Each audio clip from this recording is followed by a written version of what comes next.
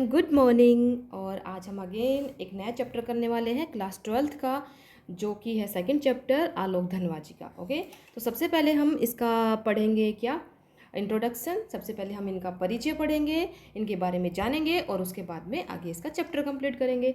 ज़्यादा बड़ा चैप्टर नहीं है, छोटा सा चैप्टर है। अपने साथ में पेन और नोटबुक लेके बैठिएगा, ताकि इंपॉर्टेंट चीज़ें अगर आप नोट डाउन करेंगे तो आपको रिवाइज करने में ईजी होगा। तो चलिए टाइम वेस्ट ना करते हुए स्टार्ट करते हैं।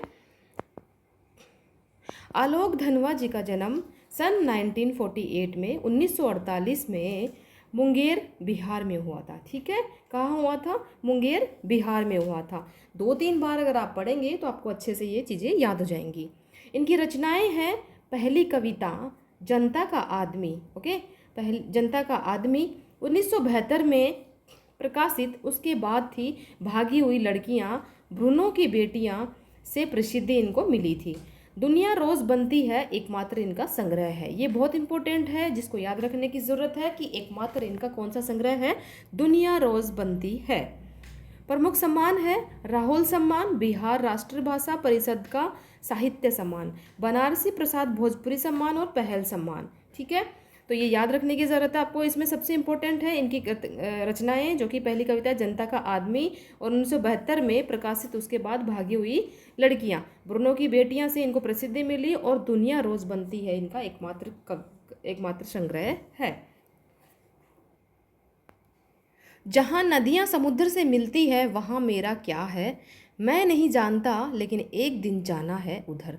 बहुत ही इंपॉर्टेंट बात है ये कि जहाँ नदियाँ, अब ऐसे की ऐसी एज इट इज आपको एग्जाम में दे दी जाएगी, ऐसे की ऐसी, और पूछ ली जाएगी कि ये किसने लिखी है, तो आपको याद होनी चाहिए कि ये आलोक धनवा जी ने लिखी हैं।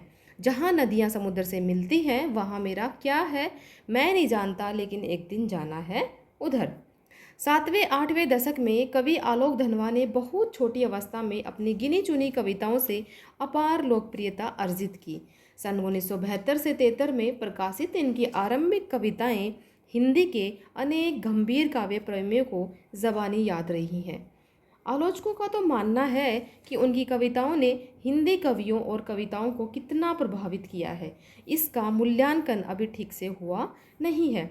इतनी व्यापक ख्याति के बावजूद, या शायद उसी की वजह से बनी हुई अपेक्षाओं के दबाव के चलते, आलोक धनवा ने कभी थोक के भाव में लेखन नहीं किया। मतलब इतनी प्रसिद्धि उनको मिली, लेकिन फिर भी इन्होंने ऐसे नहीं किया कि जो बनाया वो लिख दिया। बहुत सोच समझ के इन्होंने अपनी कविताएं लिखी हैं। सन 1972 से लेखन आरंभ करने के बाद उनका पहला और अभी तक का एकमात्र काव्य संग्रह सन 1998 में प्रकाशित हुआ था। और काव्य संग्रह के अलावा वे पिछले 2 दशकों से देश के विभिन्न हिस्सों में सांस्कृतिक एवं सामाजिक कार्यकर्ता के रूप में सक्रिय रहे हैं।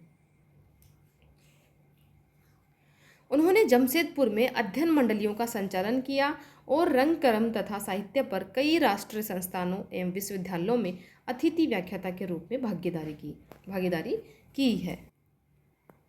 पाठ्यपुस्तक में ली गई कविता पतंग आलोक धनवा के एकमात्र संग्रह का हिस्सा है। यह एक लंबी कविता है जिसके तीसरे भाग को पाठ्यपुस्तक में शामिल किया गया है।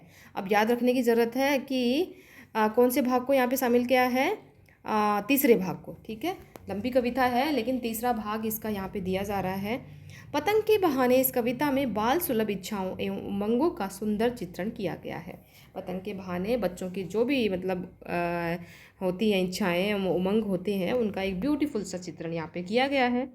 बाल क्रियाकलापों एवं प्रकृति में आए परिवर्तन को अभिव्यक्त करने के लिए सुंदर बिंबों का उपयोग किया गया है। पतंग बच्चों की उमंगों का रंग बिरंगा सपना है। आसमान में उड़ती हुई पतंग ऊंचाइयों की वे हदें हैं। बाल मन जिन्हें छूना चाहता है उसके पार जाना चाहता है। कि बच्चों में एक मतलब एक ख्वाहिश होती है, एक चीज़ की जानने की इच्छाएं होती है, जो करने का होता है एक, तो वो पतंग के माध्यम से कवि बताना चाहता है कि उनकी सोच कहाँ तक जाती है। कविता धीरे धीरे बिंबों की एक ऐसी नई दुनिया में ले जाती है जहाँ शरद ऋतु का चमकीला इशारा है, जहाँ तितलियों की रंगीन दुनिया है, दिशाओं के मृदंग बजते हैं, जहाँ छतों के खतरनाक कोने से गिरने का भय है। तो दूसरी ओर भय पर विजय पाते बच्चे हैं जो गिर गिर कर संभलते हैं, और पृथ्वी का हर कोना खुद ब खुद उनके पास आ जाता है।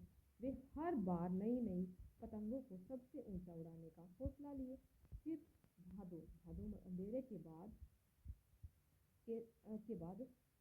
के शरद, शरद मतलब यहाँ पे उजाला और भादो मतलब अंधेरा की प्रतीक्षा कर रहे हैं, क्या आप भी उनके साथ हैं। भादो यहाँ पे याद रखने की जरूरत है, अपोजिट में आ सकता है, दे दिया जाए आपको भादो, तो इसका अपोजिट आपको पता होना चाहिए शरद। ठीक है, भादो मतलब अंधेरा, शरद मतलब उजाला। अब हम यहाँ पे स्टार्ट करते हैं हमारी कविता, जो कि है पतंग। कौन से भाग से ली गई है? ये तीसरा भाग यहाँ पे इसका दिया गया है, ये बहुत इंपॉर्टेंट है, याद रखने की जरूरत है। सबसे तेज भूछारे गई, भादो गया सवेरा हुआ। भाई भादो गया मतलब अंधेरा, भादो यहाँ पे वैसे भादो शरद जो भी हमारे मंथ, हिंदी मंथ है वो दिया गया है, लेकिन यहाँ पे अंधेरा इसमें दिया गया है। खरगोश की आंखों जैसा लाल सवेरा हुआ। अब खरगोश की आंखें अगर आपने देखी होंगी तो पिंकिस पिंकिस दिखती है ना, गुलाबी गुलाबी दिखती हैं, तो उनकी जैसा क्या हुआ? लाल सवेरा हुआ। शरद आया मतलब उजाला आया। ठीक है, उजाला आया। पुलों को पार करते हुए, अपनी नई चमकीली साइकिल तेज चलाते हुए, घंटी बजाते हुए, जोर जोर से चमकीले इशारों से बुलाते हुए, पतंग उड़ाने वाले बच्चों के झुंड को चमकीले इशारों से बुलाते हुए और आकाश को इतना मुलायम बनाते हुए कि पतंग ऊपर उड़ सके, दुनिया की सबसे हल्की और रंगीन चीज़ उड़ सके। अब दुनिया की सबसे हल्की और रंगीन चीज़ यहाँ पे बताया है किसको? पतंग को। ठीक है, उड़ सके, दुनिया का सबसे पतला कागज़ उड़ सके। ठीक है, बांस की सबसे पतली कमानी उड़ सके, जो पतंग के अंदर ऐसे बनाते हैं ना, उसको बोलते हैं कमानी। बांस का ही तो बनता है ना, वो ऐसे करके उड़ सके, कि शुरू हो सके सीटियों, किलकारियों और तितलियों की इतनी नाजुक दुनिया। जब बच्चे फिर उड़ाते हैं तो सीटियाँ बजाते हैं, किलकारियाँ बजाते हैं, और उनकी नाजुक दुनिया क्या हो चुके? शुरू हो चुके। जन्म से ही वे अपने साथ लाते हैं कपास, पृथ्वी घूमती हुई आती है उनके बेचैन पैरों के पास। जन्म से क्या लाते हैं अपने साथ? कपास। जब वे दौड़ते हैं बेसुध, छतों को भी नरम बनाते हुए, दिशाओं को मृदंग की तरह बजाते हुए, जब वे पेंग भरते हुए चले आते हैं डाल की तरह लचीले वेग से अक्सर। ठीक है, अब ये याद रखने की जगह उनको किसकी तरह मतलब वो चलते हैं, जो दाल के तरह लचीले वेग से और पेंग भरते हुए वो चलते हैं, दिशाओं की मृदंग की तरह बजते हैं, छतों को भी नरम बनाते हैं, दौड़ते हैं बेसुध होकर, पृथ्वी घूमी हुई आती है उनके बेचैन पैरों के पास, और जन्म से वो क्या लेके आते हैं साथ में? कपास। ये चीज़ें याद रखने की ज़रूरत है। छतों के खतरनाक किनारों तक उस समय गिरने से बचाता है उन्हें सिर्फ उनके ही रोमांचित शरीर का संगीत। जब वो पतंग उड़ाते हैं तो छतों के जो किनारे होते हैं तो उनको सिर्फ शरीर ही बचाता है कि भाई तुम गिर जाओगे। पतंगों की धड़कती ऊंचाइयां उन्हें थाम लेती हैं महज एक धागे के सहारे। पतंगों के साथ साथ वे भी उड़ रहे हैं अपने रंध्रों के सहारे। ये देखो यहाँ पे बच्चे उतार रहे हैं, पतंग उड़ा रहे हैं। ठीक है, छतों के ऊपर। ओके, और कहाँ देखो कॉर्नर पे खड़े हुए हैं।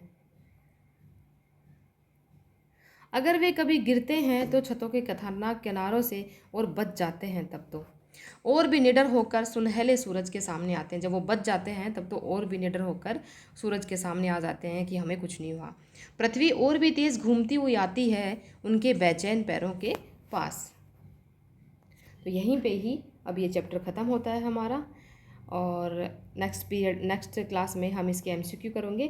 ठीक है, तो थैंक यू सो मच। मिलते हैं एक नेक्स्ट वीडियो के साथ में। कैसा लगा आपको वीडियो ज़रूर बताइए, चैप्टर कैसे समझ में आया, नहीं आया, और इसके MCQs हम एक साथ करेंगे जब हमारी क्लास ख़त्म हो जाएगी। अगर पहले कराना है तो आप कमेंट सेक्शन में बता दीजिए।